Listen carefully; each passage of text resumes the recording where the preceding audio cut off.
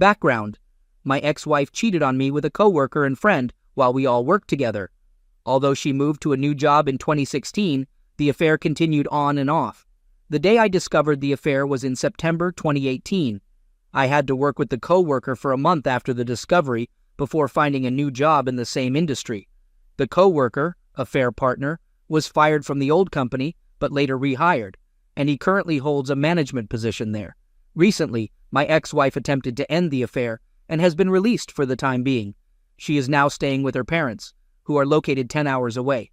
As a result of the situation, I have full custody of both kids. I still harbor a lot of anger towards the affair partner because of his terrible behavior, boasting about what he did, and even using me to cover for him at work.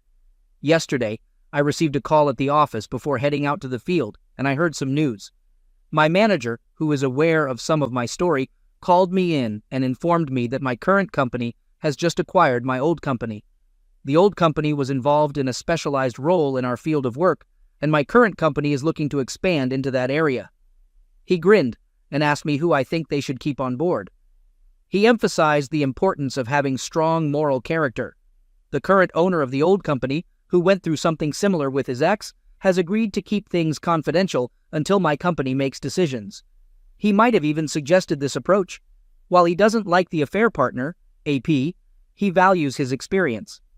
My boss offered me the chance to deliver the termination notice to the AP under 2 conditions. I must do it in the presence of himself and another manager. They are both the same size as me, 6 and 220 pounds, not much fat these days, and they are aware of my anger issues as I've been open about my struggles. I attended anger management classes with another coworker, and they made it clear that I shouldn't engage with the AP. However, if the AP becomes hostile, my boss will step in to handle the situation and protect the employee, as he believes it would involve less legal trouble if he defends someone. Personally, I think my boss understands my anger and doesn't want me to act on it, especially because I've never felt such intense hatred towards someone before, like I do for this guy. I'm no longer bothered by the fact that he slept with my wife. My biggest issue is his constant mocking of me, and the fact that he continues to pursue other affairs even though he knows the harm it causes to marriages and lives. The other condition is that since the original owner is moving south and the supervisor is getting fired, I have to assist the company during the transition until a new supervisor-manager is hired. I have the most knowledge about both companies, and if everything goes well, they promised me a raise and the chance to do this full-time. Wow, is that karma? I've missed you. I'm not sure if I'll take up the offer to deliver his termination notice, but whether it's petty or not, it feels like a satisfying dose of karma. I was all smiles today. On Friday at 7 a.m., if I decide to go ahead with it, I'll walk into the meeting at the old company and hand him his termination letter in front of all my former coworkers who are aware of what happened. The reason for his dismissal will be that his moral character doesn't meet company standards, especially given the honesty and integrity required in our work, particularly when dealing with certifications for measurement devices that handle millions of dollars worth of products regularly. Both my old boss and new boss have experienced similar situations to mine, and they've heard some of the stories about the AP boasting to me about his actions with my wife in his office, which is now in a new building as the old office was sold. He would also use me to cover his work while they were involved in their affair, and he had numerous other moments of being a complete jerk. They believe in the importance of karma and want to help me find some closure on this matter. However, the reality is that my new boss knew we couldn't work together peacefully due to the hostility. I'm still working on managing my anger, and he's quite upset that I did something terrible, like telling his wife and everyone else about the kind of person he is. He seems to think that I owed him not to say anything, though I'm still trying to understand why he believes that. Do I feel bad about this? Not too much. The truth is he padded his hours, stole equipment. The police will check to ensure all property is returned, did his work carelessly and drinks at work regularly. He recently tried to start another affair with the new safety consultant, but I may have informed her husband about his true character after an old colleague mentioned it. He was left in charge mostly because the owner was stepping back and retiring, and no one else knew the systems as well as he did. I was the next closest, but at that time, I had no desire to stay on, as the memories of certain movies were still too vivid in my head when I was in the office at the old building. I imagine his wife will be angry since, in my opinion, she was more concerned about the standard of living than anything else. They were both forgiven just 2 days after she found out. You may call me petty, but I must admit I feel pretty good right now. Update: I need to vent a bit here. The situation just keeps getting more twisted. In short, my good friend, who is the AP, sent me a message. I opened it without realizing who it was from, and he informed me that just 2 weeks after our wedding, my ex decided to do a special dress showing for him, wearing her wedding dress. When I confronted her about it, all she did was cry and apologize, saying she could never apologize enough. Honestly, that made me feel sick. I can't comprehend why she would marry me while cheating on me. Why go through all the effort, spending tens of thousands of dollars to stand before friends, family, and God and lie? There was no respect, no honor, and no truth in anything. It's right up there with cheating on the wedding day as one of the worst betrayals. Anyway, that was about a week ago. Yesterday, I went to our old storage unit. She was supposed to get her stuff out a month ago. When I opened the door, what did I see? Her wedding dress. Apparently she wanted to sell it. Normally, I'm all for selling old stuff we won't use again, but I couldn't let someone else get married in that symbol of betrayal. So I took it home and then invited my ex over to celebrate. She showed up 30 minutes later and saw her wedding dress in the fire pit. I gave her the chance to set it on fire herself. Surprisingly, she took the match and lit it up, considering the safety concerns. Wedding gowns burn quickly. She cried for a while after that, and she spent the night in my bed while I slept on the couch. We had a long talk that night. She couldn't believe the things she had done, and neither could I. Seeing her burn the dress felt good in a way. At first, she was angry that I did this, but I think it might give her some closure she needs. As for me, I'm still very disgusted by the whole thing. I know there's no future for us, but I feel somewhat relieved. Second story. My wife, 29F, and I, 31M, welcomed our baby last December, but the birth was traumatic, and my wife developed postpartum depression. Originally, she planned to return to work after giving birth, but due to her struggles, we decided to wait until our daughter turned 1 before reassessing the situation. To help with her depression, she's been attending weekly therapy sessions. Since she's now home full-time, I've had to work longer hours, which we had discussed and agreed upon before making this decision. Recently, my boss approached me about a project that would require a lot of overtime in a short period. This opportunity would be financially beneficial and also great for my career. I discussed it with my wife, and she agreed that I should take on the project. During the 4 weeks of intense work, my mother-in-law and her best friend Jessie, 29F, would come to assist with some of the tasks I usually handle. Jessie is a stay-at-home mom with a 4-year-old and a 2-year-old. She started coming over during the day to help my wife watch the kids.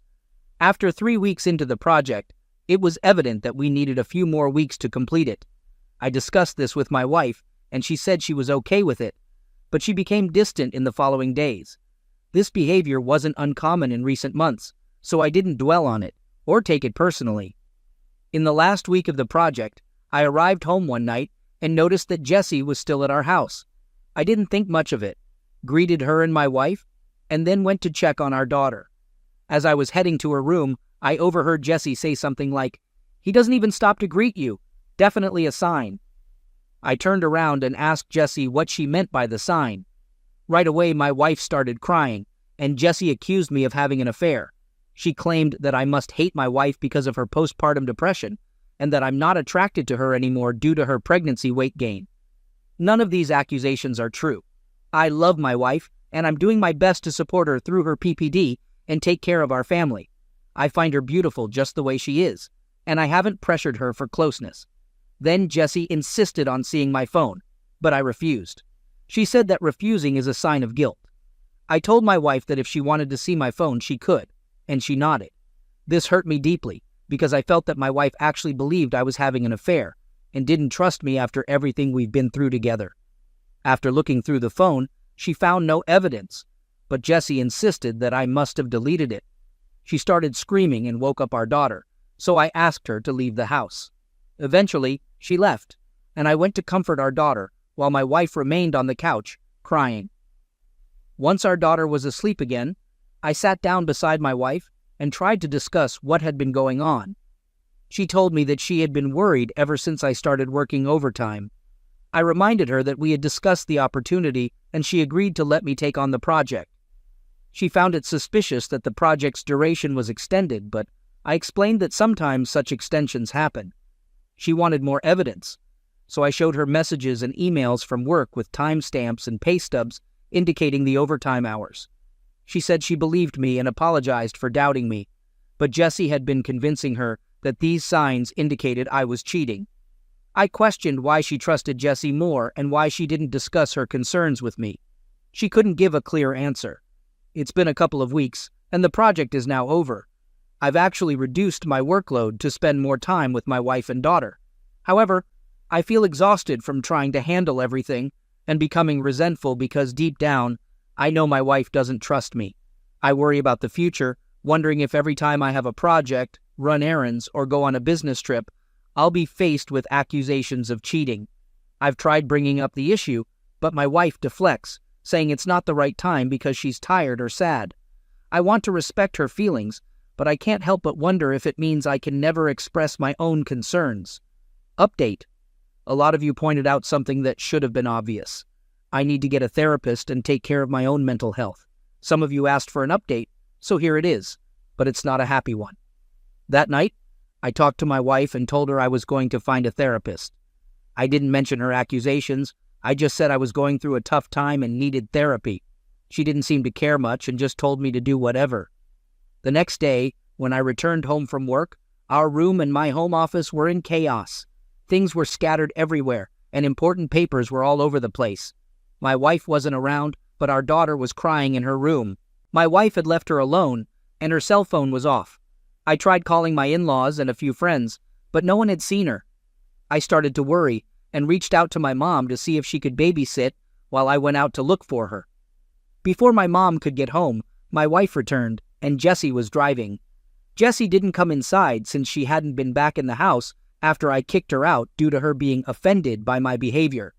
However, my wife came in looking visibly upset and had been crying.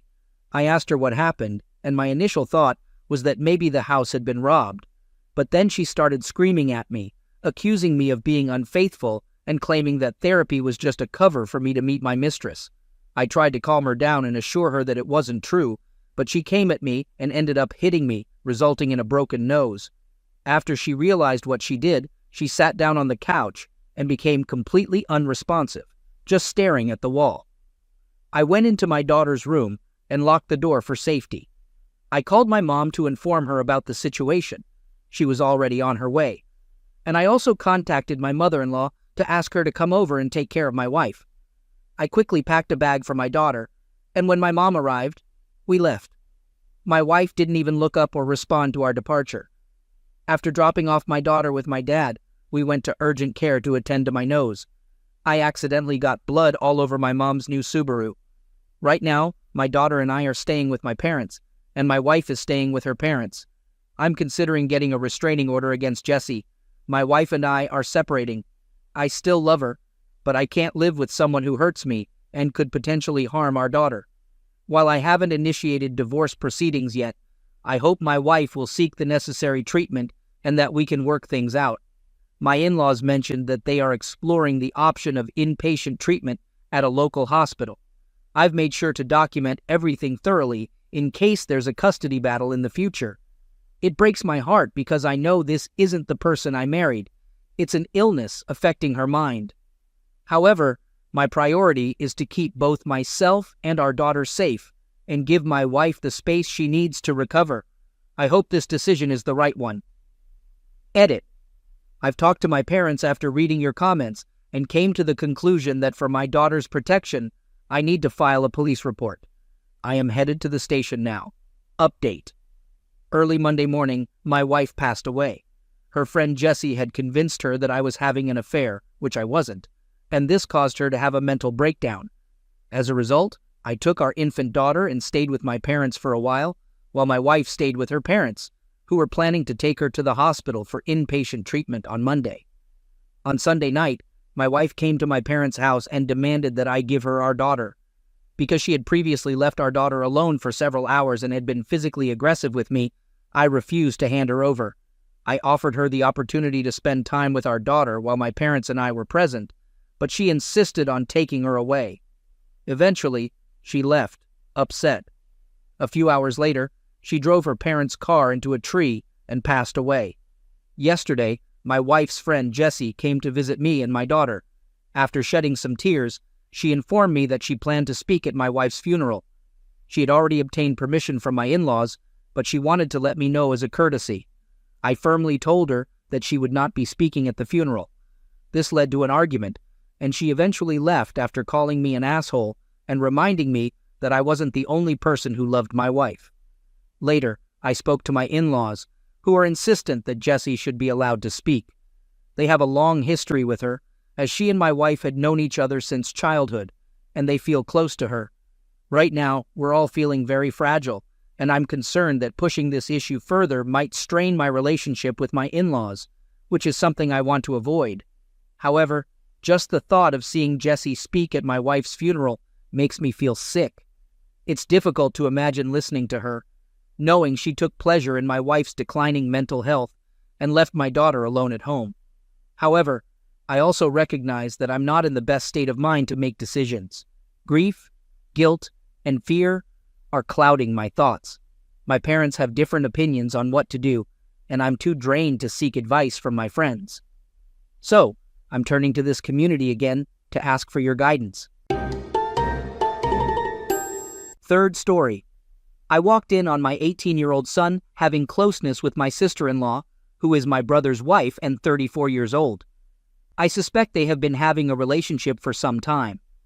In February, my 37-year-old brother, his wife, and their 2 children moved in with us.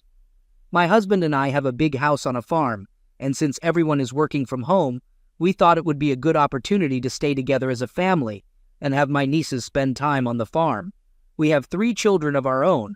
The oldest is 18 and male, and the other 2 are 16 and 13, both female. On the day my brother arrived, I went grocery shopping with my son while he went to the pharmacy to get his gym supplements. I bought the food, and when we got home, I noticed protection in my son's bag. 2 packs with a total of 72 pieces. I assumed he had a girlfriend and wanted to be safe. Everything seemed normal, and everyone got along well. My sister-in-law and son even went on early runs around the farm. Last month, something seemed off when they left for their run and didn't make the usual rounds around the farm. They said they decided to hit the road, but I didn't think much of it at the time. My sister-in-law and son had a close bond. Yesterday morning, while returning from a friend's house before sunrise, I noticed the cabin on the farm was open with the light on. Thinking an employee had forgotten to lock up, I went to close the door and turn off the light. However, to my shock, I heard people having closeness inside. When I peeked in, I saw it was my son and sister-in-law. I was so stunned that I didn't confront them at that moment. I haven't shared what I witnessed with anyone, and I'm feeling really unsure about what to do next. Should I confront them about it? Should I tell my brother? Or should I confide in my husband? I'm completely confused and have been doing a lot of thinking. Based on the evidence like the condoms, my son never brought a girlfriend around, their morning runs around the farm, are they really just running? And their close relationship, I strongly suspect they've been having closeness for a while. Update. A lot of comments suggested that I should start by talking to my husband, so that's what I did. He got really upset at first because he thought it was just a joke. After our conversation, we both agreed that it would be best to talk to our son before informing my brother. My son said it started on CIL's birthday party he attended. They got drunk and had closeness in a bathroom, and they have been meeting at hotels ever since and sneaking off at family gatherings. After my son admitted to everything, my husband couldn't handle it and told him to leave the house and go to our condo in town. He didn't want to see our son in front of him at that moment. Once our son was gone, my husband angrily went to my brother's room and told him everything. Sil was not at home at that time. My brother also got very upset, and he quickly packed his belongings, took the kids, and left. He asked where our son had gone, mentioning he wanted to teach him a lesson. We didn't tell him, and he eventually left without knowing. As for CL, she didn't return, and I believe my brother might have called her or our son warned her about the situation. It seems she is scared to come back, as her things are still in the house. Amidst all the yelling and commotion, my daughters overheard everything, and they're heartbroken, fearing that our family might be torn apart. They miss their brother, and worry that my husband may never let him back into the house. My husband strongly despises any form of cheating and has always emphasized to our two eldest children that they should never cheat on anyone or be involved with someone who's already in a relationship. I know I haven't done anything wrong, but I'm unsure how I'll ever face my brother again. He's not responding to calls or texts, and my husband advised me to give him time to heal. Meanwhile, my son has left the condo because he's afraid of what my brother might do to him.